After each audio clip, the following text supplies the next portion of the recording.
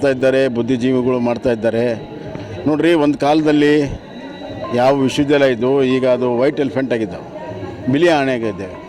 ನೂರಾರು ಕೋಟಿ ಖರ್ಚು ಮಾಡ್ತಾರೆ, ಅದರಿಂದ ಸರಿಯಾದ ಸಮಯಕ್ಕೆ ಪರೀಕ್ಷೆ ನಡೀತಾ ಇಲ್ಲ, ಹೊಸ ಕೋರ್ಸ್ಗಳಿಲ್ಲ, ಅಲ್ಲಿ ಯಾವುದೇ ರೀತಿಯ R&D ಆಗಲಿ ಅಥವಾ ಹೊಸ ಪೇಪರ್ಸ್ ಬಿಡುಗಡೆ ಆಗ್ತಾಯಿಲ್ಲ, ಯೂನಿವರ್ಸಿಟಿ ಯಾವ ಕೆಲಸ ಆಗ್ತಾಯಿಲ್ಲ, ಕರಪ್ಷನ್ನಿನ ಕೂಪ ಆಗಿದ್ದಾವೆ. ಅದನ್ನು ಸರಿಪಡಿಸೋ ಬಿಟ್ಟಲು ಈ ಹೊಸ ವಿಶ್ವವಿದ್ಯಾಲಯ ಅತಿ ಕಡಿಮೆ ವೆಚ್ಚದಲ್ಲಿ ಲೋಕಲ್ ಇರುವಂಥ ವಿದ್ಯಾರ್ಥಿಗಳಿಗೆ, ವಿಶೇಷವಾಗಿ ಹೆಣ್ಣುಮಕ್ಕಳು ದೂರದ ವಿಶ್ವವಿದ್ಯಾಲಯಕ್ಕೆ ಹೋಗೋಕ್ಕಾಗಲಿದ್ದವರು ಸ್ಥಳೀಯವಾಗಿ ಅಲ್ಲಿ PG ಮಾಡ್ತಾಯಿದ್ದಾರೆ, ಡಾಕ್ಟರೇಟ್ ಮಾಡ್ತಾಯಿದ್ದಾರೆ. ವಿಶೇಷವಾಗಿ SC ST OBC ಹೆಣ್ಮಕ್ಳು ಭಾಳ ದೊಡ್ಡ ಪ್ರಮಾಣದಲ್ಲಿ ಎನ್ರೋಲ್ ಆಗಿದ್ದಾರೆ. ಅವರ ಭವಿಷ್ಯಕ್ಕೆ ಕೊಡಲೆ ಪೆಟ್ಟನ್ನು ಇವರು ಕೊಡ್ತಾ ಇದ್ದಾರೆ.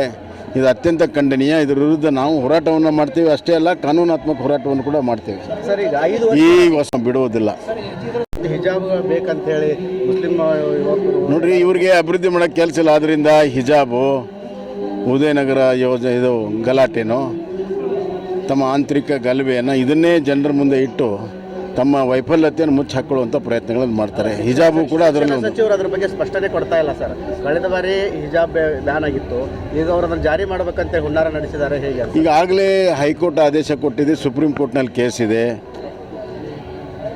ನಮ್ಮ ಕರ್ನಾಟಕದಲ್ಲಿ 1980ರಲ್ಲಿ ಶಿಕ್ಷಣ ನೀತಿಯ ಪ್ರಕಾರ ಸಮವಸ್ತ್ರವನ್ನು ನಾವು ಇವತ್ತು ಒಪ್ಕೊಂಡಿದೆ. 1980ರಿಂದ ನಡೆದಂಥ ಈ ಒಂದು ಯೋಜನೆಯ ಪದ್ಧತಿ ಮುಂದುವರಿಬೇಕನ್ನುವಂಥ ಆಗ್ರಹ ನಮ್ಮದು. ಇದರಲ್ಲಿ ಹಿಜಾಬ್ ಆಗಲಿ ಇನ್ನೊಂದಾಗಲಿ ತರುವ ಹುನ್ನಾರ ಮತ್ತೆ ಜನರಲ್ಲಿ ಕ್ಷೋಭೆ ಉಂಟು ಮಾಡುವಂಥ ಒಂದು ಹುನ್ನಾರ ಕೆಲವು ಸಂಘಟನೆಗಳು ಮಾಡ್ತಾಯಿದೆ. ಅದಕ್ಕೆ ರಾಜ್ಯ ಸರ್ಕಾರದ ಕುಮ್ಮಕ್ಕಿದೆ.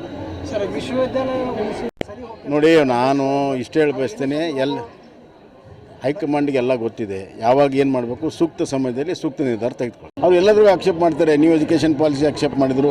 ಯಾವುದೇ ಪ್ರಗತಿಪರವಾಗಿರುವಂಥ ವಿಚಾರ ಈ ರಾಜ್ಯ ಸರ್ಕಾರ ಮತ್ತು ಈ ಕಾಂಗ್ರೆಸ್ ಪಕ್ಷ ವಿರೋಧ ಮಾಡ್ಕೊಂಡು ಬಂದಿದೆ. ಇದರಿಂದ ನಮ್ಮ ಕರ್ನಾಟಕದ ವಿದ್ಯಾರ್ಥಿಗಳಿಗೆ, ವಿದ್ಯಾರ್ಥಿನಿಯರಿಗೆ ಭವಿಷ್ಯ ಮಾರ್ಕ್ ಆಗ್ತದೆ. ಸರ್, ಈಗ 5 ವರ್ಷ CM ಸಿದ್ದರಾಮಯ್ಯ ಅವರು ಮುಂದುವರಿತಾರ ಅಥವಾ DK ಅವರು ಆಗ್ತಾರೆ CM?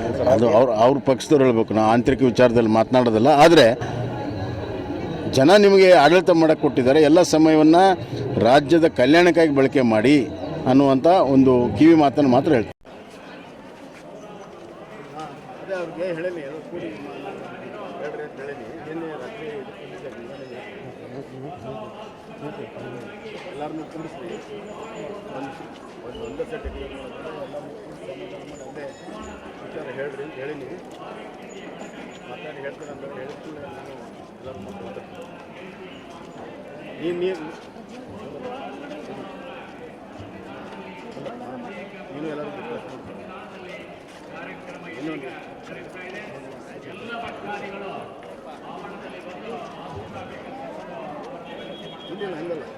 ನಾನು ಹೇಳಿದಷ್ಟು ಕೇಳಿದ ಸೂಕ್ಷ್ಮ ಹೇಳಕತ್ತೀನಿ.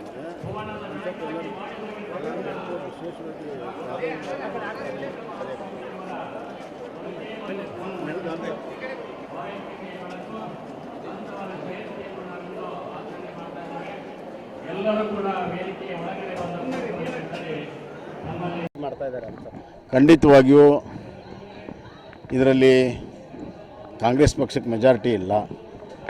ಈ ಥರ ಕಾನೂನು ಬಾಹಿರವಾಗಿ ಅಮಾನತನ್ನು ಮಾಡಿ ಮೆಜಾರಿಟಿಯನ್ನು ಸೃಷ್ಟಿ ಮಾಡಿಕೊಳ್ಳೋ ಪ್ರಯತ್ನ ಅವ್ರು ಮಾಡ್ತಾಯಿದ್ದಾರೆ. ಈಗಾಗಲೇ ನಾವು ಹೈಕೋರ್ಟ್ಗೆ ಹೋಗ್ಬೇಕನ್ನುವಂಥ ತೀರ್ಮಾನ ಮಾಡಿದ್ದೇವೆ. ಹೈಕೋರ್ಟ್ನಲ್ಲಿ ನ್ಯಾಯ ಸಿಗುವಂಥ ಎಲ್ಲ ನಿರೀಕ್ಷೆ ಇದೆ. ಅವರ ಹುನ್ನಾರಕ್ಕೆ ಯಾವುದೇ ರೀತಿಯ ಯಶಸ್ಸು ಸಿಗದಂತೆ ನಮಗೆ ನ್ಯಾಯ ಸಿಗ್ತದೆ ಅನ್ನುವಂಥ ವಿಶ್ವಾಸ. ಅದು ಕಾನೂನು ಹೋರಾಟದಲ್ಲಿ ಗೊತ್ತಾಗ್ತದೆ, ಇವತ್ತು ನಾಳೆ ಗೊತ್ತಾಗ್ತದೆ. ನೋಡಿ, ಪೂರ್ವ ಯೋಜನೆ ಇಲ್ಲದೆ ಈ ಥರ ಕೇವಲ ರಾಜಕೀಯ ಲಾಭಕ್ಕಾಗಿ, ಮತಕ್ಕಾಗಿ ಮಾಡಿರುವಂಥ ಯೋಜನೆ